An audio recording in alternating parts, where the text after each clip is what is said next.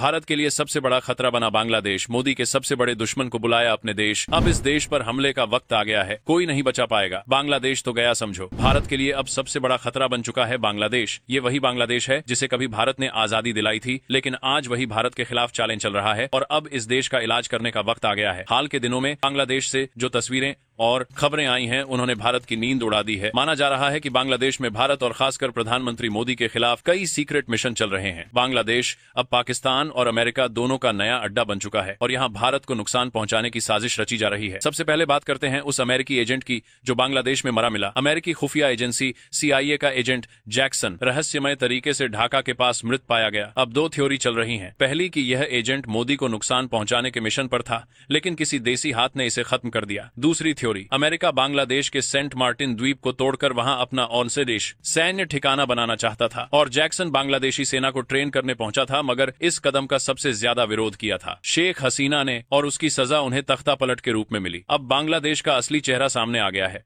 खबर है कि भगोड़ा जाकिर नायक 1 महीने के लिए बांग्लादेश में आ रहा है। जरा सोचिए, वही जाकिर नायक जो हमेशा भारत के खिलाफ जहर उगलता है, वह अब ढाका में बैठकर भारत के खिलाफ प्लान बनाएगा।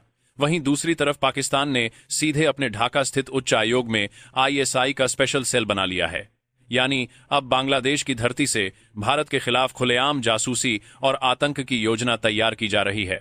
सूत्रों के मुताबिक ये कदम पाकिस्तान के टॉप सैन्य अधिकारी जनरल साहिर शमशाद मिर्जा की 4 दिन की बांग्लादेश यात्रा के बाद उठाया गया।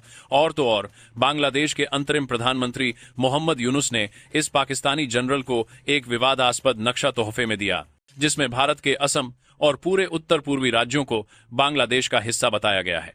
जरा सोचिए, बांग्लादेश जो भारत की बदौलत दुनिया के नक्शे पर आया, अब वही भारत को ही तोड़ने की साजिश में लगा है। अब वक्त आ गया है कि भारत इस नासूर का इलाज करे, क्योंकि ये देश अब खुलकर भारत विरोधी गुट में शामिल हो चुका है। भारत को अब बांग्लादेश के खिलाफ ऐसा ऑपरेशन चलाना होगा जिससे उसकी कमर हमेशा के लिए टूट जाए। भारत के पास बांग्लादेश को 3 टुकड़ों में बांटने का सुनहरा मौका है और वो मौका अब है। बांग्लादेश बार बार भारत के चिकन नेक यानी सिलीगुड़ी कॉरिडोर को लेकर धमकियां देता रहा है, लेकिन शायद ढाका ये भूल गया कि उसके खुद के 2 चिकन नेक हैं और भारत अगर चाहे तो कुछ ही दिनों में इन्हें तोड़कर बांग्लादेश को नक्शे से मिटा सकता है। पहला है रंगपुर कॉरिडोर, 80 किलोमीटर लंबी पट्टी जो भारत के वेस्ट बंगाल के दक्षिण दिनाजपुर और मेघालय के साउथ वेस्ट गारो हिल्स के बीच फंसी हुई है। अगर भारत यहां एक्शन लेता है तो पूरा रंगपुर डिवीजन बांग्लादेश से अलग हो जाएगा। यह हिस्सा भारत की रणनीतिक पकड़ में होगा और ढाका की सांस वहीं थम जाएगी।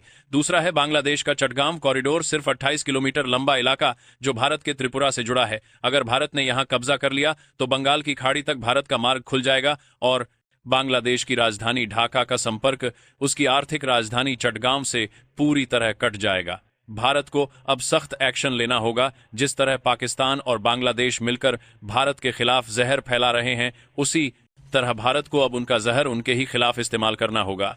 आज बांग्लादेश अमेरिका का मोहरा बन चुका है।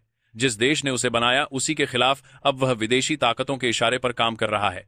लेकिन भारत यह भूलने वाला नहीं कि 1971 की तरह जरूरत पड़ी तो इतिहास फिर दोहराया जाएगा और बांग्लादेश फिर से अपने ही बोझ के नीचे बिखर जाएगा। अब वक्त है, भारत के निर्णायक कदम का वक्त है।